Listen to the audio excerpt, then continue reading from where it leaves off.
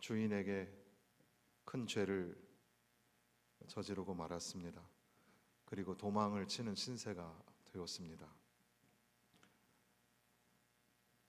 주인께로 돌아가면 벌을 받을 것이고 되돌이킬 수 없는 그런 상황 속에서 이리저리 도망자 신세가 된 겁니다.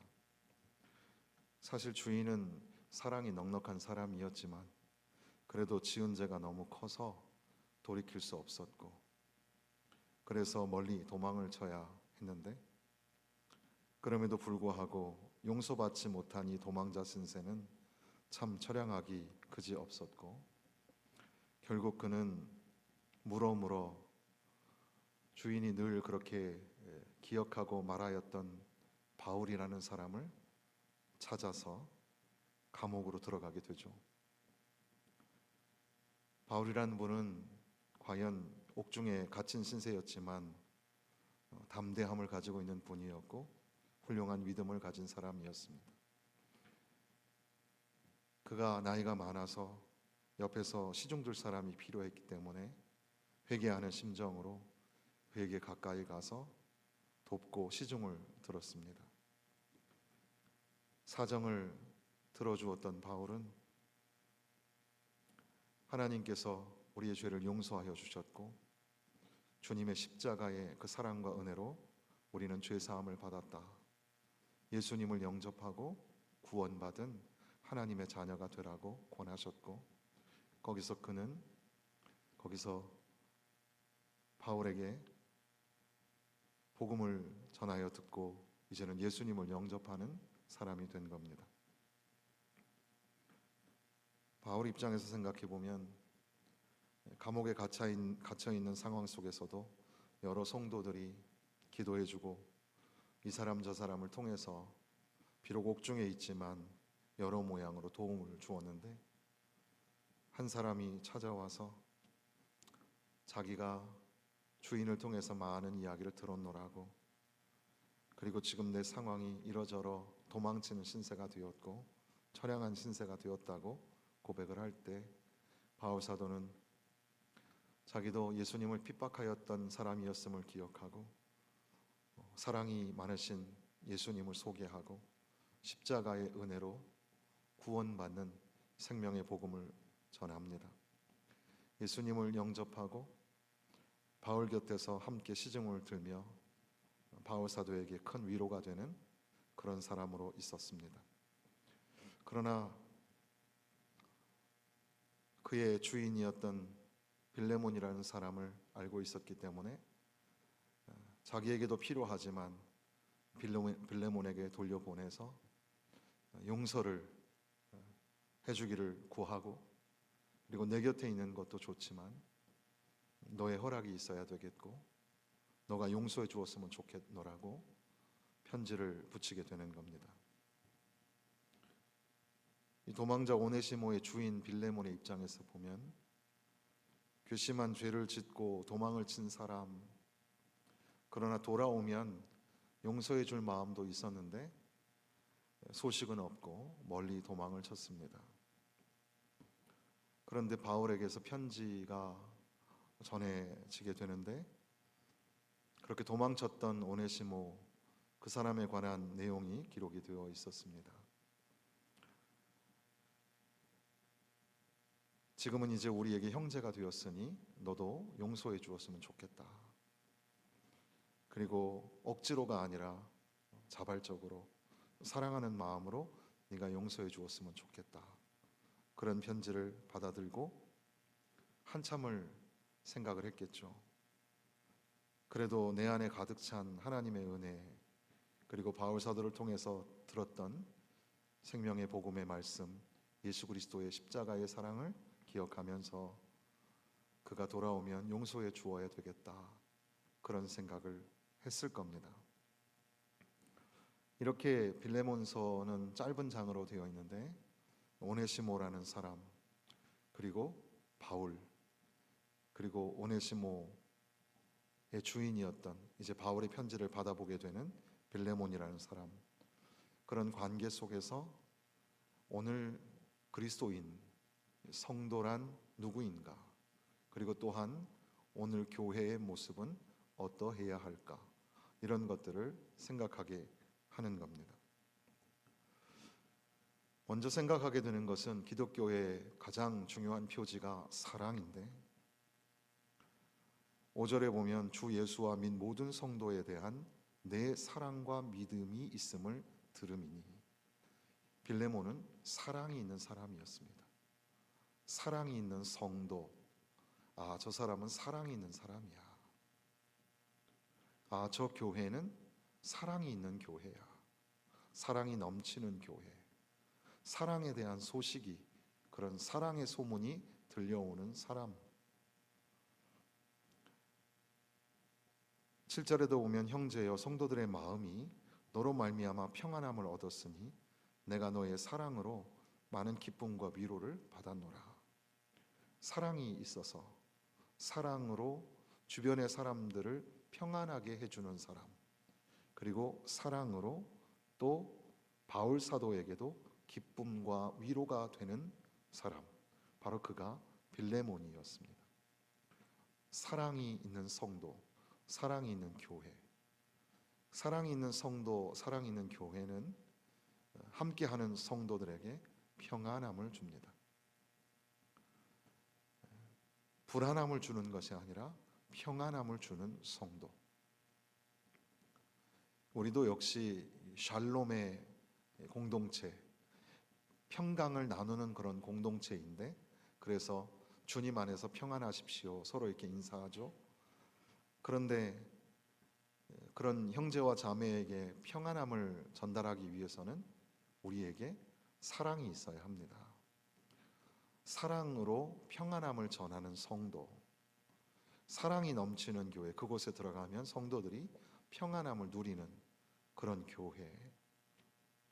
바울 사도에게도 그 빌레몬의 사랑이 들려지고, 빌레몬의 사랑을 생각할 때마다 기쁨이 오고 위로가 됩니다. 목회자에게도, 지도자에게도 기쁨과 위로가 되는 성도. 저분은 참 사랑이 많아. 참 저 교회는 사랑이 넘치는 교회야. 그래서 오늘날 목회자들도 교회를 기억할 때, 이 교회는 사랑이 많은 교회야. 사랑이 넘치는 교회. 그 장로님은 늘 기억이 나는데 참 사랑이 많은 장로님이었어. 참 그 권사님의 사랑을 잊을 수가 없어. 정말 사랑이 많은 분이었어.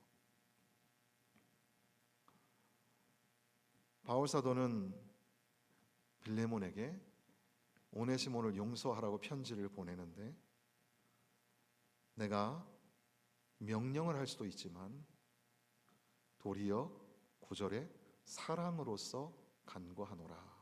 사랑으로서 간구한다. 사랑에 기초하여, 사랑에 근거하여 너에게 부탁을 한다. 바울이 지도자니까 명령을 할 수도 있죠. 그럼에도 불구하고 이미 빌레몬은 사랑이 넘치는, 사랑의 소문이 있는 사람이었기 때문에 사랑으로, 사랑의 교제 가운데 사랑의 대화로서 권하고 있는 겁니다. 사랑이 있는 사람들, 사랑이 넘치는 성도들은 사랑의 대화를 나누는 거죠. 어떻게 하는 것이 사랑하는 건지, 어떻게 하는 것이 용서하는 건지를 아는 사람들. 그래서 그 뒤로도 16절에 보면 이제 이후로는 종과 같이 대하지 아니하고 종 이상으로 곧 사랑받는 형제로 둘 자라.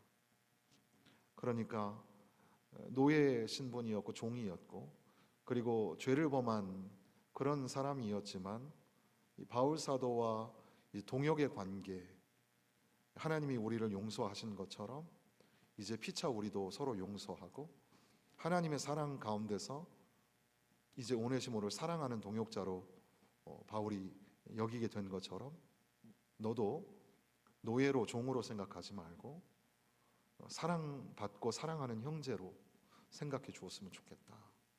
사랑은 움직이는 것. 그래서 사랑은 내 안에 머무는 것이 아니라 역동적으로 다른 사람에게 전달되어지는 것.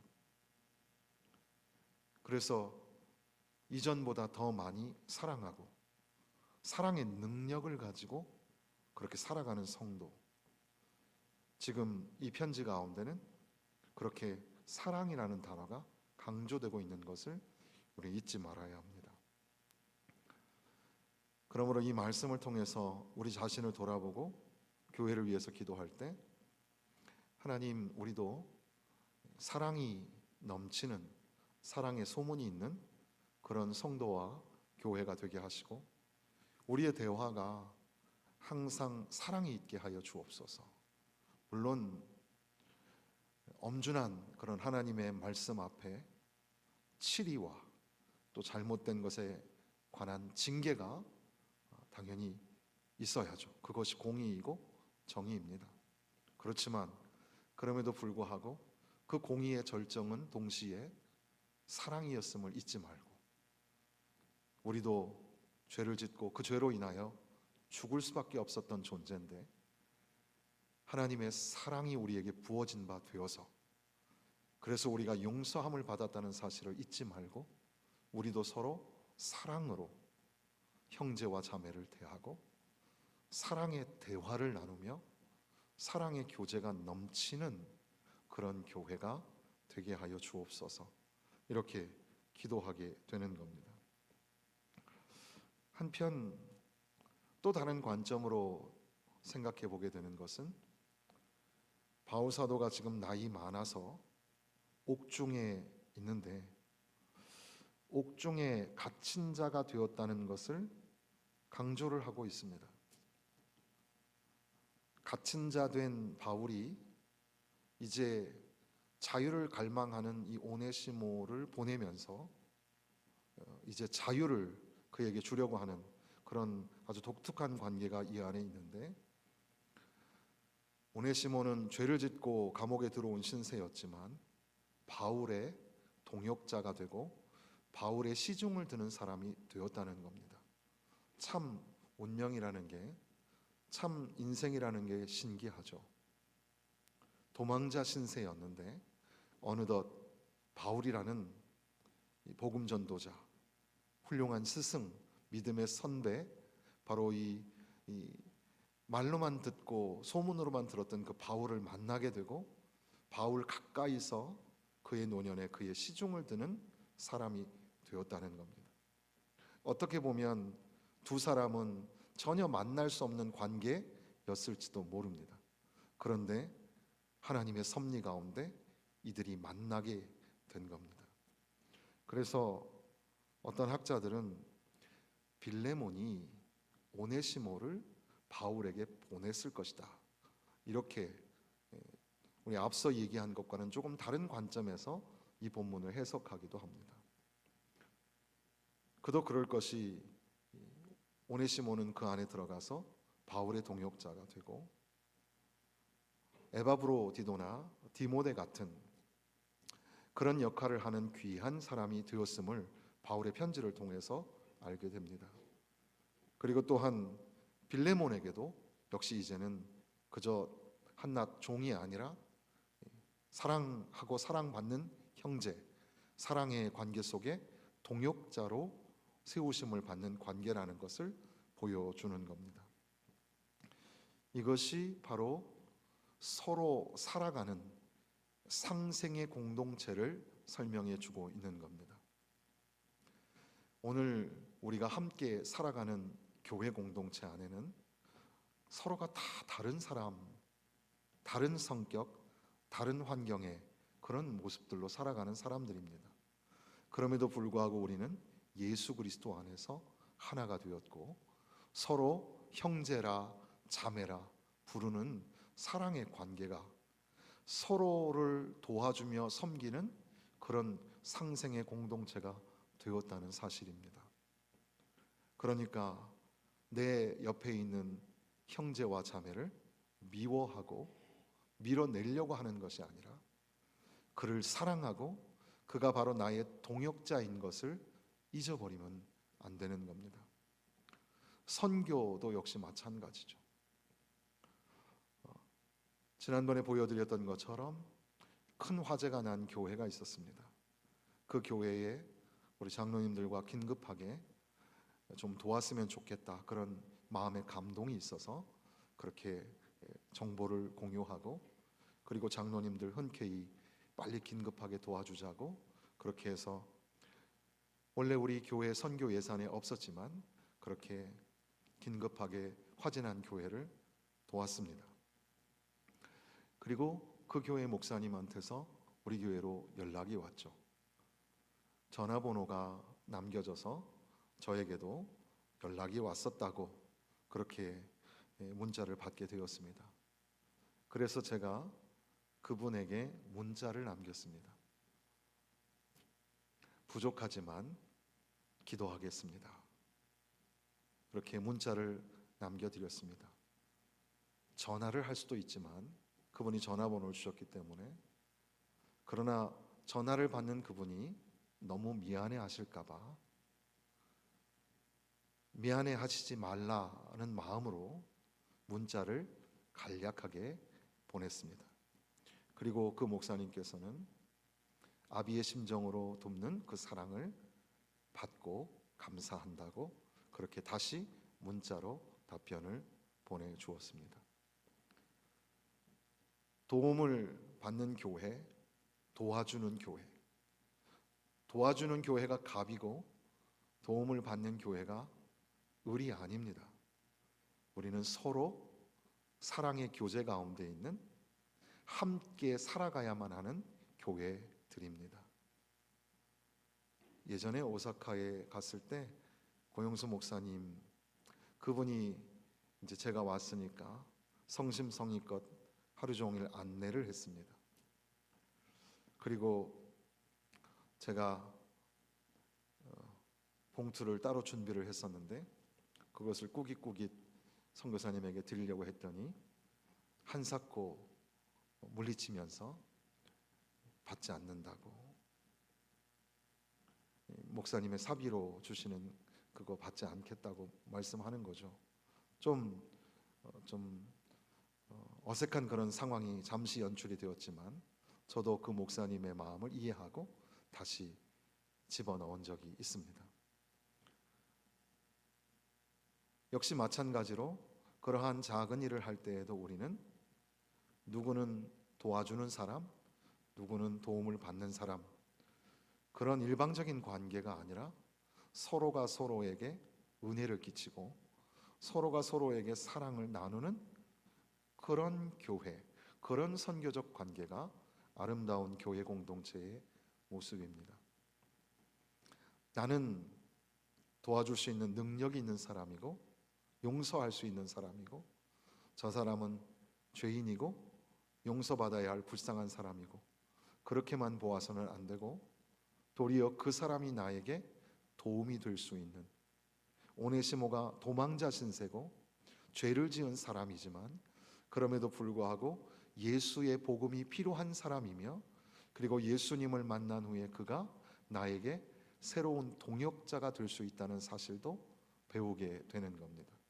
그러니까 서로가 다 다른 환경 속에 서로가 다 형편이, 그리고 생각이, 그리고 말하는 거나 행동하는 것이 나와 다르지만 그럼에도 불구하고 서로 우리는 사랑의 동역의 관계 속에 서로 함께 살아가야만 하는 그런 관계라는 사실입니다.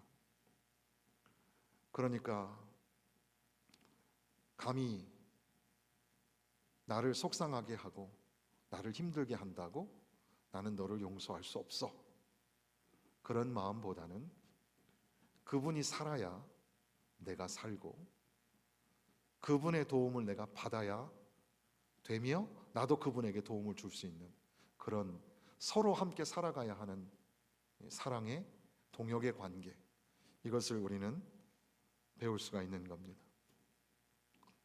또한 세 번째로 생각해 보게 되는 것은 오네시모는 아마도 빌레몬을 통해서 바울 사도의 이야기를 들었을 것이고, 그리고 빌레몬이라는 그 주인이 사랑이 많은 사람이었던 것도 알았을 겁니다. 그리고 그것이 바울의 가르침이었던 것도 들었을지 모릅니다. 그러나 아직 예수님을 만나지 못했을 텐데 감옥이라는 아주 특수한 환경이긴 하지만 그 기구한 운명 같은 인생 속에 주님을 만나는 사건이 생기게 됩니다. 바울 사도를 통하여 복음의 말씀을 접하게 되고, 그리고 아마 예수님을 영접하였을 겁니다. 예수님 안에서 변화된 사람, 더 이상은 어두움의 도망자 신세가 아니라 이제는 예수 그리스도 안에서 자유와 성령의 법, 생명의 법을 소유하게 된, 참 기쁨을 얻게 된 사람. 그리고 이제 그는 바울 사도에게 귀한 동역자가 되었을 뿐 아니라 바울 사도가 용기를 내어서 주인에게 돌아가라, 가서 용서를 빌어라. 이제 아마도 그 결과에 대해서 언급하고 있지 않지만 오네시모가 돌아갔을 것입니다.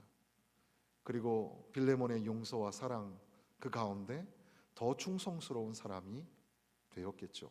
오네시모라는 말 자체가 유익이 되는 자, 기쁨이 되는 자라는 뜻인데, 그 이름에 걸맞게 이제는 바울의 기쁨이 되고 또 빌레몬의 유익이 되는 그런 사람으로 아마 더 성숙한 사람이 되었을 겁니다. 그러니까 바로 여기 이 본문의 말씀 통해서 알게 되는 것은 한 사람이 신앙적으로 성장하고 성숙해가는 과정을 그려내고 있다는 겁니다. 신앙은 딱 멈추어 있는 것이 아닙니다. 이미 과거에 완전체가 되어서 굳어져 버린 신앙, 하나님 앞에서 우리는 완전할 수가 없습니다. 우리의 신앙은 계속해서 변화되고 성숙해져야 하고 더 성장해야 합니다. 이전보다 더욱 성숙해지고 성장해야 하는 거죠. 우리도 죄를 짓고 우리도 이렇게 빌레몬과 똑같지는 않아도 우리에게도 그 죄책감에 도망자 신세처럼 그렇게 어려운 형편이 있을 수 있습니다. 그러나 하나님의 말씀을 통해서 주님을 영접하고 그리스도인이 되고 이제 성도라 하는 거룩한 이름을 받게 되었는데, 이제 그 안에서 조금씩 변해가는 겁니다. 예전에는 내 것만 알았는데 이제는 남의 것을 이해하고 타인의 마음을, 그 형편을 알아주는 그런 사람으로 조금 성장합니다. 그리고 더 나아가서 내가 용서받아야 할 죄인인 것과 동시에 나를 용서해 주어야 하는 주인의 마음도 읽어갈 수 있는 그런 믿음의 사람으로 성장하게 된다는 겁니다. 그러니까 믿음의 사람은 계속해서 성장하고 성숙해져야 하는구나, 이런 것들을 생각해 보게 되는 거죠. 그러니까 이 빌레몬서에서 지금 제가 대략 3가지 정도를 이야기를 했습니다. 이 이야기는 오네시모와 바울과 빌레몬의 관점으로 간단하게 소개를 드리면서 크게 3가지 정도 말씀을 드렸습니다. 하나는 사랑입니다. 사랑의 성도, 사랑의 교회, 사랑의 교제. 그리고 두 번째는 우리는 서로 동역의 관계, 서로 함께 더불어 살아가는 동역의 관계 속에 있다. 오네시모, 죄인, 노예, 이런 식으로 보는 것이 아니라 함께 동역하는 관계로 보아야 한다는 것과, 세 번째는 그 오네시모라는 사람을 생각해 보면 그 사람의 신앙이 자라나고 있다는 것. 그러니까 나도 주님 안에서 믿음이 자라나고, 또 함께 신앙생활하고 있는 성도들도 주님 안에서, 성령 안에서, 말씀 안에서 조금씩 더 자라나고 있다는 것을 생각하면 됩니다. 아, 저분이 조금 더 성숙해지는구나. 아, 저분이 조금 더 성장했구나. 그렇게 서로 성숙해지고 성장해가는 관계를 오네시모를 통해서 볼 수 있는 겁니다. 이 3가지가 참 중요합니다. 우리 개인에게도 그렇고 또한 교회에게도 그렇습니다. 우리는 사랑이 꼭 필요합니다. 사랑이 넘치는 교회, 사랑이 풍성한 성도 되시기를 주님의 이름으로 축원합니다. 또한 우리는 다 동역자들입니다. 나보다 못난 사람, 나를 힘들게 하는 사람, 그런 관계가 아니라 우리는 서로에게 꼭 필요한 존재들입니다. 서로가 다 필요한, 당신이 없이는 못 살아, 당신이 있어야만 되는 거야, 이런 서로 상생의 관계에 있음을 잊지 말고 함께 동역해야 하는 겁니다. 그리고 또한 내 믿음이 자라고 또 당신의 믿음이 자라고 오네시모가 자라고, 아마도 그런 관점에서 본다면 노년의 바울도 계속해서 믿음이 더 성숙해져 가고, 빌레몬도 이미 사랑이 풍성한 사람이었지만 이번 기회를 통하여 더 사랑이 풍성한 사람이 되지 않았을까요? 그렇게 서로 성숙해져 가고 성장해 가는 그런 성도, 그런 교회가 꼭 되었으면 좋겠습니다. 이 말씀을 맺으면서 다시금 오늘 제목으로 삼은 사랑으로서 간구하노라 라는 제목으로 돌아옵니다. 바울이 빌레몬에게 담대하게 마땅한 일로 명할 수도 있으나, 바울이 명령하면 빌레몬은 들을 것을 알지만 그럼에도 불구하고 사랑으로서 간구하노라. 이 사랑으로서 간구한다는 말이 참 가슴에 와 닿았습니다. 사랑으로서 간구하노라. 우리가 대화할 때 그냥 하라면 하지, 왜 이렇게 잔말이 많아? 그럴 수 있잖아요. 그런데 바울 사도는 빌레몬에게 사랑으로서 부탁을 하고 있습니다. 사랑의 마음을 가지고 권면하고 부탁하는 그런 바울 사도의 신령한 그런 영적인 그런 대화법이 오늘 우리에게 필요하지 않을까 생각하게 됩니다. 그리고 그것은 바울 사도에게 큰 기쁨이 되는 일이었습니다. 20절에 보면 오 형제여, 나로 주 안에서 너로 말미암아 기쁨을 얻게 하고 내 마음이 그리스도 안에서 평안하게 하라. 그렇게 사랑으로 권하고, 피차에 빌레몬이 그것을 순종해 줌으로 인하여서 큰 기쁨이 찾아오고 주님이 주시는 참된 평화가 찾아오는 겁니다. 기쁨이 넘치는 대화, 그 사람하고 얘기하면 참 마음이 평안해져. 말씀을 들을 때도 참 저 교회에 가서 말씀을 들으면 마음이 참 평안해져. 그러면 얼마나 좋을까요?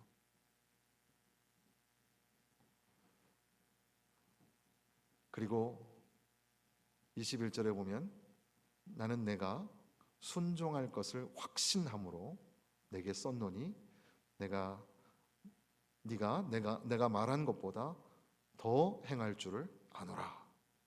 확신하는 게 있었어요. 그러니까 그저 막연한 기대가 아니라 순종해 줄 것을 확신하고 있었고, 내가 말한 것보다 더 해줄 줄 아는 그런 확신이 바울 사도에게 있었던 거죠. 하나님의 말씀을 전할 때 성도들에게 사랑으로서 부탁을 합니다. 그런데 그 성도들이 그 말씀을 듣고 그 말씀, 액면가 문자 그대로의 말씀 그 이상으로 더 순종하고 더 행하여 줄 때 그 목회자, 그 설교자의 기쁨이 얼마나 크겠습니까? 우리도 피차에 서로 말할 때 사랑을 가지고 대화하고 권하였는데 그 사람이 알겠어, 잘 알아들었습니다. 그리고 내가 생각했던 것보다 더 크게 순종해주고 용기를 내어서 그렇게 용서해주고 사랑해줄 때, 그때 참 내 마음에 기쁨이 넘치고 평안함이 찾아오지 않겠습니까? 그런 대화가 우리에게 꼭 필요합니다. 빌레몬서를 생각할 때마다 하던 로빈슨이라는 목사님이 생각이 납니다. 강해설교의 대가라고 할 수 있는 하던 로빈슨, 신학생 시절에 그분의 책을 아주 독파하면서 사모하는 마음으로 강해설교가 뭔지 이런 걸 배울 때였는데, 그리고 한참이 지났을까 언젠가 노년에 이 하던 로빈슨 목사님이 한국에 방문하신 적이 있었습니다. 그때 강해설교 컨퍼런스라는 게 있었는데, 보통 어떤 그런 목회 방법, 무슨 전도 방법 이런 세미나는 저는 별로 잘 안 가지만 인문학이나 세상에 유명한 그런 학문에도 실제 저자가 한국에 방문하면 찾아보고 싶은 마음이 드는 것처럼, 특별히 목회자이기 때문에 그런 신학적인 그런 글을 쓰신 분들이 직접 볼 수 있는 기회가 많지 않으니까 그분이 오셨을 때 용기를 내어서 그 컨퍼런스에 참여를 했었는데, 나이가 많이 드신 하던 로빈슨 목사님을 직접 가까이서 볼 수 있는 기회였습니다. 파란 눈을 가진 외국 사람이죠. 그리고 그분이 강해설교에 대해서 이것저것 얘기를 하셨는데, 이미 그분의 책에서 다 배운 내용들이었고, 그분이 예배 시간에 이제 설교를 하실 시간이었습니다. 그때에 빌레몬서, 바로 이 빌레몬서의 말씀을 들고 이제 많은 목회자들 앞에서 설교를 하셨습니다. 그런데 제가 거기서 얻은 이 잔잔한 감동은, 바로 그 노년에 하던 로빈슨 목사님이 많은 젊은 목회자들을 향하여 말씀을 전하시는데, 바로 꼭 그 말씀이 바울 사도가, 노년의 바울 사도가 빌레몬을 향하여 하는 말처럼 그렇게 저에게는 가슴 깊이 다가드는 거였습니다. 그분은 차분하게 말씀을 전하시는데, 결국 이 이야기를 통해서 저에게 물으시면서 사랑으로서 권면하시기를, 용서하지 못하는 자가 있다면 용서해 주지 않겠니? 사랑하지 못하는 사람이 있다면 이제 용기를 내서 사랑해 줄 수 없겠니? 너는 지금까지 충성스러운 하나님의 종이었고, 너는 사랑에 대한, 믿음에 대한 소문이 있는 사람이었는데, 내가 다시금 너에게 사랑으로서 간구하는데 네가 용서해주고 그 오네시모 같은 사람을 끌어안아 주면 안 되겠냐고, 그렇게 제 마음에 두드리시는, 바로 그 감동을 느꼈던 기억이 있습니다. 사랑하는 성도 여러분, 여기에 이 말씀은 개인 서신이라고 부르기도 하지만, 그러나 사실 가만히 보면 내가 너에게라는 말도 나오지만, 22절 같은 데 보면 오직 너는 나를 위하여 숙소를 마련하라, 너희 기도로 내가 너희에게 나아갈 수 있기를 바라노라.